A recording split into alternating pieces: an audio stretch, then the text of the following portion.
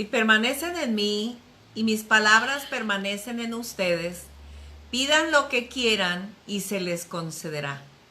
Mi Padre es glorificado cuando ustedes dan mucho fruto y muestran así que son mis discípulos.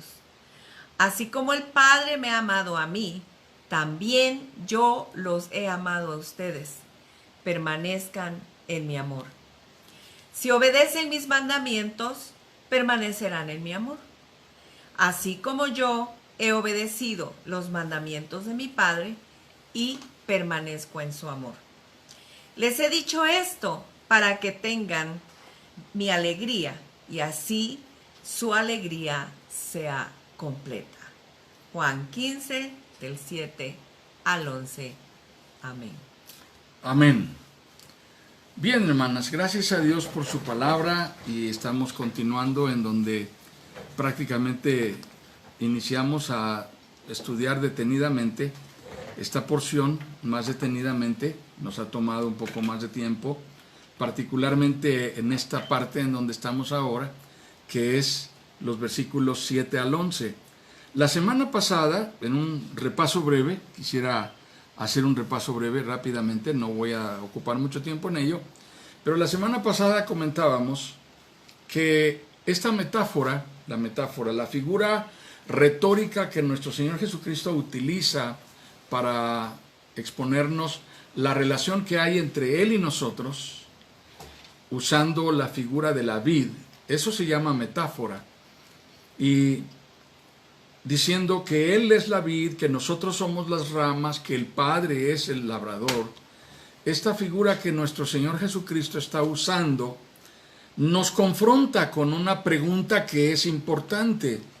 Yo les he dicho que el viñador pasa por en medio de donde están las vides sembradas y hay un arco encima hecho por las ramas de las vides, de donde se espera que caerán los racimos, y los racimos están a los lados y por la parte de arriba, y a veces estas ramas de la vid se cruzan por encima en estos arcos que ellos forman a propósito para que sostengan las ramas cargadas de fruto.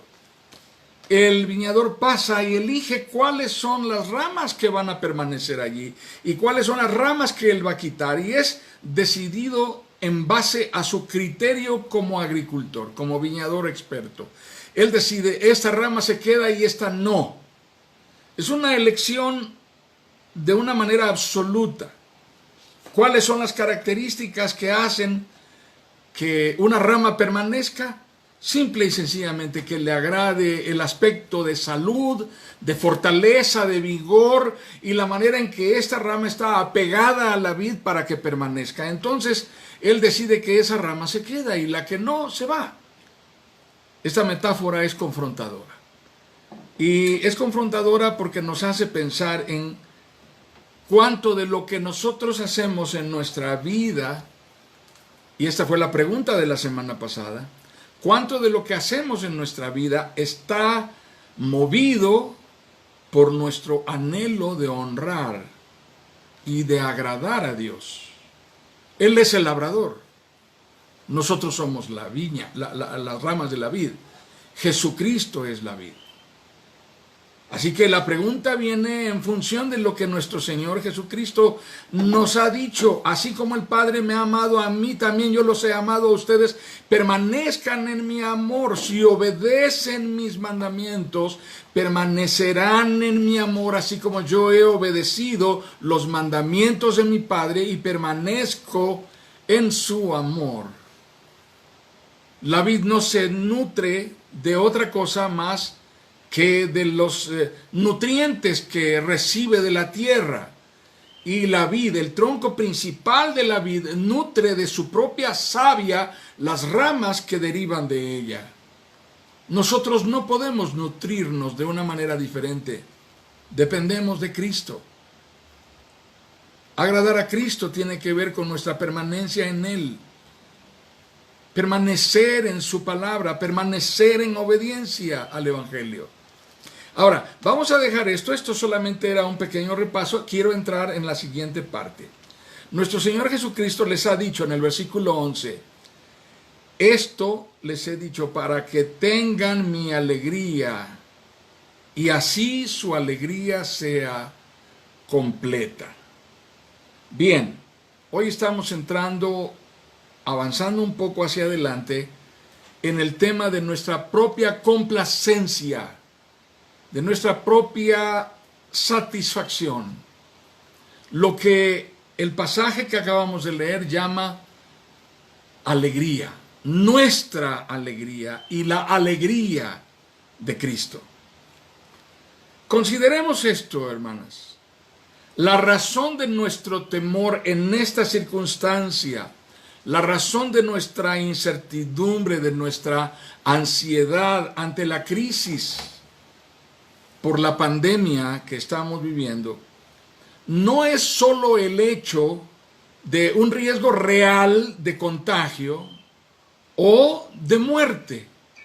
Sí, hay riesgo en eso y hay temor y hay ansiedad provocado por eso, pero en realidad el temor no está vinculado solo a eso, sino que estamos ante un escenario completamente inesperado y desconocido.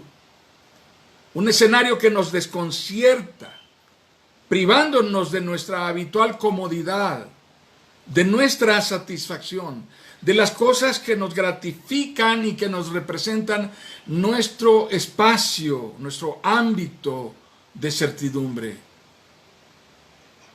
Somos aspirantes a ser felices permanentemente de todas las maneras posibles.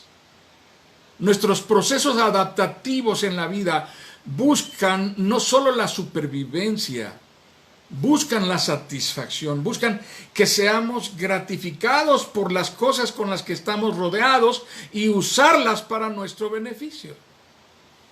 Hemos aprendido a usar de todo. Hemos aprendido a adaptarnos a todo. Hemos aprendido a sobrevivir a la circunstancia, a sobrevivir a la adversidad, a sobrevivir a la crisis. Así que somos aspirantes a una forma de felicidad, pero tiene una característica peculiar y muy importante que debemos destacar y que en esta noche nos va a ocupar un poco. La felicidad de la que nosotros hablamos, la que se ve perturbada, la que se ve alterada, la que se ve sacada de su balance, de su habitual funcionamiento, esa felicidad está definida de una manera subjetiva. Ahora déjenme explicarles de qué estoy hablando. La subjetividad, lo he explicado en más de una ocasión en Emmanuel, la subjetividad es la manera de ejercer un juicio que no está centrado en los elementos y no está fundamentado en los elementos que el objeto aporta, sino que está determinado por el sujeto. Por eso se llama subjetividad. Lo contrario de la subjetividad será aquello cuyas características, peculiaridades, rasgos definan lo que el objeto es, y a eso se le llama objetividad. Voy a ponerles un ejemplo. Cosas que se juzgan subjetivamente. ¿Por qué te casaste con él? Porque era el más guapo. ¿Guapo? ¿Quién te dijo que era guapo? Todas nos quedamos mirando unos a otras cuando dijimos, ¿se va a casar con él? Le dijo que sí, pero si está súper archirrecontra horrible. Ha tenido otros galanes que le han propuesto y que estaban bien y este arrastra las manos al caminar. Así que el juicio subjetivo nos lleva a tomar decisiones estéticas que definen como bonito lo que no necesariamente es bonito para todos, solo lo es para el sujeto, porque el sujeto lo ve bonito. Entonces, esa es la manera subjetiva de juzgar las cosas. El juicio subjetivo es el juicio que predomina. También esto lo he explicado en más de una ocasión en la iglesia de Emmanuel. ¿Cuándo comenzó el juicio subjetivo? ¿Dónde nació? ¿Cuál es la raíz del juicio subjetivo? Dios dijo objetivamente, de manera clara y concreta, de este árbol, del fruto de este árbol no comerás. Estaba marcado, señalado, establecido, el límite era claro, preciso, categórico. Pero el pensamiento subjetivo vino y dijo, con que les dijo que, pero ¿qué de malo? En realidad, lo que pasa es que Dios sabe que si ustedes comen de eso, serán como dioses. Y la mujer vio el fruto y se dijo a sí misma, esto no tiene nada de malo, huele bien. No creo que sea tan malo probarlo. Y comió de él y le dio a su marido.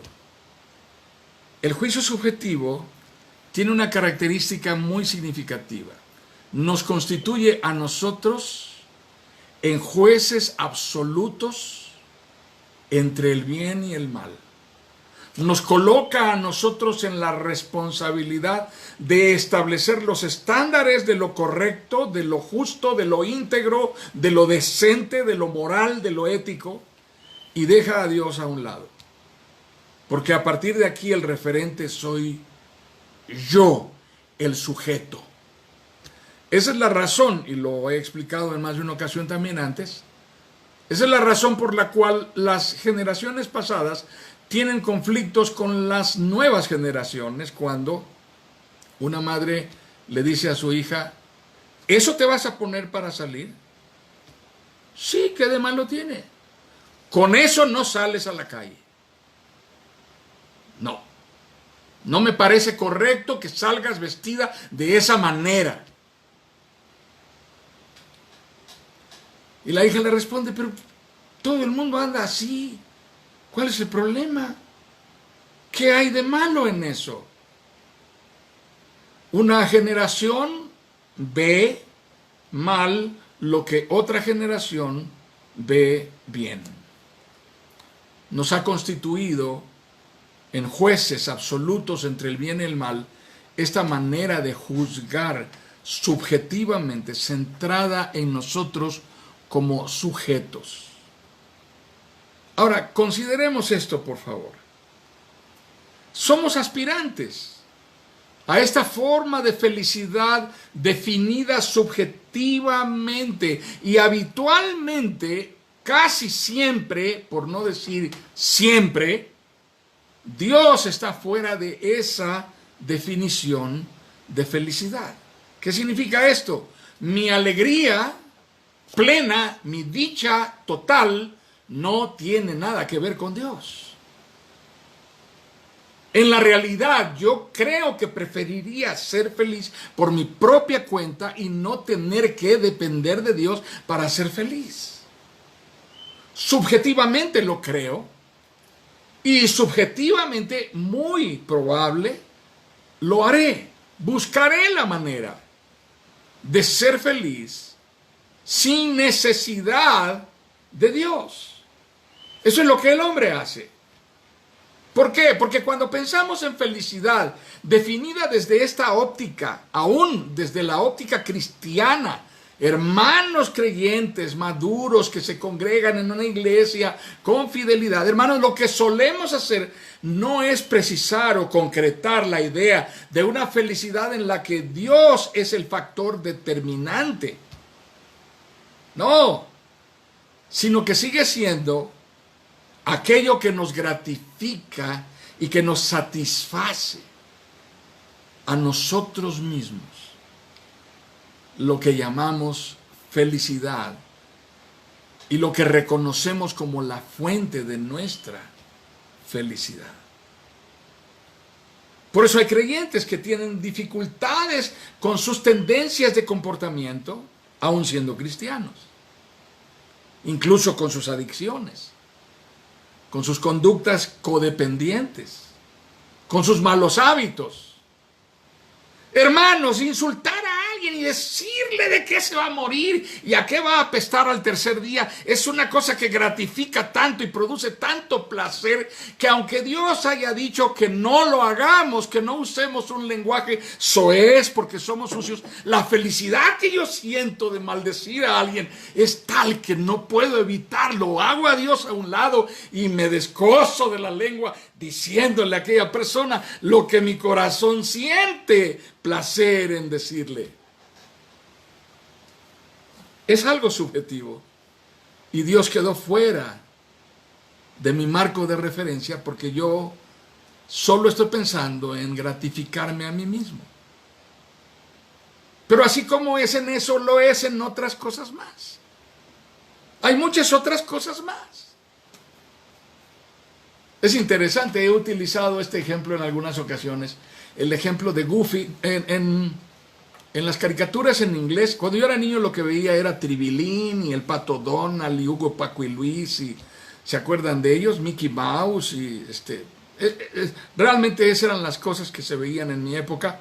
Y mi papá, cuando había algo de dinero en la casa y mi papá estaba en la casa, nos llevaba a comprar un cuentito para que leyéramos el sábado o el domingo en la noche y regresábamos a casa y nos leíamos cada quien su cuentito y lo intercambiábamos.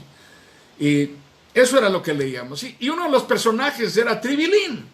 En Estados Unidos se llama Goofy. Y hay en internet, seguramente lo pueden ver en esta plataforma de videos tan popular, un videíto en donde Goofy o Tribilín está manejando su coche. Él es un clase mediero que ya tuvo el recurso suficiente para adquirir su automóvil y está detrás del volante, pero sucede que Goofy, el amable Goofy Tribilín, que es habitualmente el amigo de Mickey Mouse, se transforma detrás del volante. Una vez que está enfundado en su lugar de conductor, se convierte en una bestia y comienza a conducir por la ciudad y maldecir y medio matar a casi todo el mundo, y es un cafre, un peligro al volante. Hermanos, me pregunto si algunos cristianos experimentamos algo de placer cuando estamos detrás del volante, como llaman ahora, empoderados. Y esa satisfacción que se siente es interesante, es una experiencia, pero es una experiencia subjetiva. Dios se queda fuera de eso, Dios está fuera de mi alcance. No me interesa la opinión de Dios cuando se trata de definir qué es lo que me hace feliz. Yo sé lo que me hace feliz y no necesito a Dios para eso.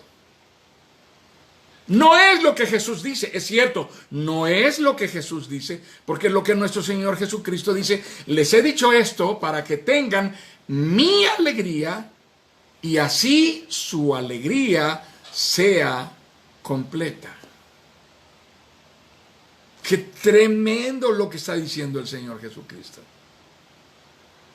Así que no se trata de nuestra alegría determinada de manera subjetiva, centrada en mí egoístamente, sino de la alegría que viene de Jesús, el Señor, a mi vida. Interesante, ¿no les parece? Ahora, la definición de dicha plena, de gozo, está centrada en mí, es cierto. Está centrada en mí, en mis apetitos, en mis preferencias, en mis derechos, en mis hobbies y entretenimientos, en mis gustos para vestir, para comer, para pasear, para beber, para divertirme, para tener placer y satisfacción de todas las maneras posibles. Ustedes han leído el libro de todos los placeres. Está en la Biblia. ¿Saben cuál es el libro de todos los placeres que está en la Biblia? El libro de todos los placeres consumidos, disfrutados y gastados en una sola persona. Probó cómo satisfacerse por todos los agujeros que hay alrededor de la fisonomía humana, y al final de cuentas llegó a la conclusión de que todo era absolutamente absurdo y vano. Es el libro de todos los placeres. Es el libro de Eclesiastés. Así es como nuestra felicidad está definida. Así que yo voy a imponer mis prioridades respecto de lo que a mí me gusta. Eso es lo que en consecuencia nos hace sentirnos defraudados. Finalmente, nos sentimos defraudados por los demás. Imagínense que en la noche de bodas el esposo le dice a la esposa: mi vida, esta es la sorpresa que tengo guardada para nosotros. La he guardado, la he reservado para este momento y quiero que tú abras este sobre. Y le pregunta: ¿qué es? Ábrelo. Te voy a anticipar solamente, adentro hay unos boletos. Y ella se llena de entusiasmo. Abre el sobre y lo saca. Y dentro lo que hay son unos boletos para ir a las montañas nevadas, a esquiar y a pasar su luna de miel en una cabaña, al lado de una fogata, en una chimenea, echado sobre la piel de un oso, y una cosa impresionante. Y entonces ella demuda su rostro y le dice: ¿qué es esto?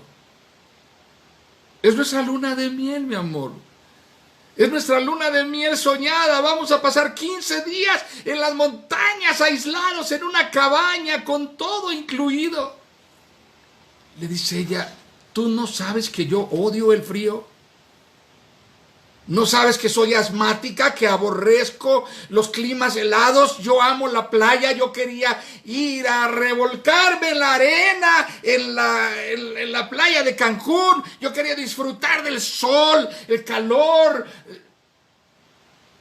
Cada quien tiene su propia definición tan centrada en sí mismo de lo que es la dicha y de lo que es la felicidad, que ese solo hecho nos causa una gran decepción cuando tratamos de sentarnos junto a alguien para ponernos de acuerdo acerca de qué nos hará felices a los dos.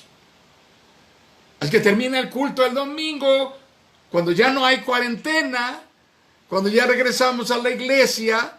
Y al concluir la adoración y camino a casa, él le pregunta a ella: ¿qué quieres comer, mi amor? Y ella le dice: lo que tú quieras. Y él le dice: muy bien, te voy a sorprender. Y agarra camino y se enfila hacia el Pollo Feliz. Y ella, cuando lo ve pararse enfrente de la puerta del Pollo Feliz, le dice: ¿otra vez pollo? O sea, ¿otra vez pollo? ¿Toda la vida pollo? ¿Qué no se te ocurre otra cosa? Así que cada vez que nuestras preferencias tan individuales y tan egoístas determinan lo que nos hace felices, nos hará sentirnos profundamente defraudados y decepcionados por lo que los demás prefieren y apetecen. Mi esposa ama las comedias musicales y yo las odio con toda mi alma. Así que ella verá películas románticas y comedias musicales mientras yo me quedo dormido. Y ella se sentirá defraudada. Entonces este tipo de situaciones nos confrontarán recurrentemente, pero no solamente entre nosotros. Tengamos presente esto. Esto nos hace sentirnos defraudados por Dios. Sobre todo cuando algo de eso que preferimos nosotros no está en donde nosotros queremos encontrarlo, porque Dios no nos lo dio. No lo tengo. Dios no me dio lo que yo quería. Así que comenzamos a sentirnos desdichados, infelices. No nos sentimos bendecidos ni privilegiados y podemos comenzar a desarrollar una cierta amargura, una cierta sensación de resentimiento oculto en contra de Dios, porque no suple nuestras expectativas. Así que al cabo del trecho llegaremos a ciertas conclusiones que pueden ser devastadoras. Mi pareja no es lo que creí. Mis hijos no son lo que yo esperaba. Mi iglesia no me gusta. Mi pastor no es carismático, no es guapo, no es metrosexual. Es un tipo X común y corriente. Mi trabajo me aburre. Ahora estoy embarazada y no lo deseo. Y fíjense que últimamente, quiero ser honesto con ustedes, el closet me parece que cada vez está más oscuro y ya me están dando ganas de salir del closet. ¿Cómo ven? Hay muchas razones por las cuales una persona pudiera estar profundamente frustrada y decepcionada. No solo de los que están a su alrededor, sino también de Dios. Y eso va generando no felicidad, no alegría, no gozo, va generando amargura, desdicha en nosotros. Cuando yo concluyo desde esta perspectiva, desde esta definición de la vida y de la felicidad, de hacer esta cuenta desastrosa, me siento profundamente infeliz. No feliz, infeliz. Comienzo a convencerme de que soy un acreedor al que le prometieron algo y le quedaron a deber. Dios me quedó a deber, no me dio lo que me prometió. Yo no he recibido lo que Dios dijo que yo tendría. Dios está en deuda conmigo. Así que ahora mi actitud y la actitud de todas estas personas resentidas y defraudadas, cada uno de los que reclaman derechos y reclaman promesas no cumplidas, están plantados delante de Dios, declarándose en plantón y manifestación de protesta. Yo tengo el derecho de pararme y colocar los botes alrededor a lo largo de la acera para que cuando llegue alguien a quererse estacionar ahí yo le pueda cobrar algo. Tengo ese derecho. Es mi derecho. Tengo derecho a adquirir, a aportar, a consumir, a compartir el tipo de droga que a mí me dé la gana. Es mi preferencia, es mi vida, es mi cuerpo. Yo decido lo que hago con él. Es mi derecho deshacerme de ese objeto extraño que recibe una protección del Estado que llaman feto, pero que yo odio y la considero un parásito metido en mi cuerpo. No me di cuenta de cuándo entró. Tengo derecho. Tengo derecho a que se me cubra de los impuestos que pagan los que trabajan, que el Estado percibe. Yo tengo derecho a que se me asigne una mensualidad, una beca. Yo tengo derecho. También tengo derecho a que cuando yo decida cambiar mi identidad, yo sea sustentado, financiado, protegido y asistido por el Estado. El Estado tiene que cubrirme lo que cueste eso. Tengo derecho a sostener legalmente tratos íntimos con menores de edad, sin límites de que los padres vengan y no tienen por qué meterse. Es mi derecho, yo tengo derecho a eso. Y debe ser algo legal, se debe respetar mi preferencia. Son tantas las cosas en las cuales cada quien define la felicidad tan egoístamente, pero a la vez tan absurdamente, tan lejos de Dios, tan distante de algo objetivo que la defina. No sirven los parámetros de la ciencia, nadie los toma en cuenta, eso no existe, no valen, nadie les hace caso. Los derechos civiles pasaron de ser una lucha legítima emprendida alrededor del siglo XVIII y un poco antes quizá, hasta convertirse hoy, en la actualidad, en la descripción de la más plural exigencia de respeto a lo absurdo, a lo contrario a lo natural,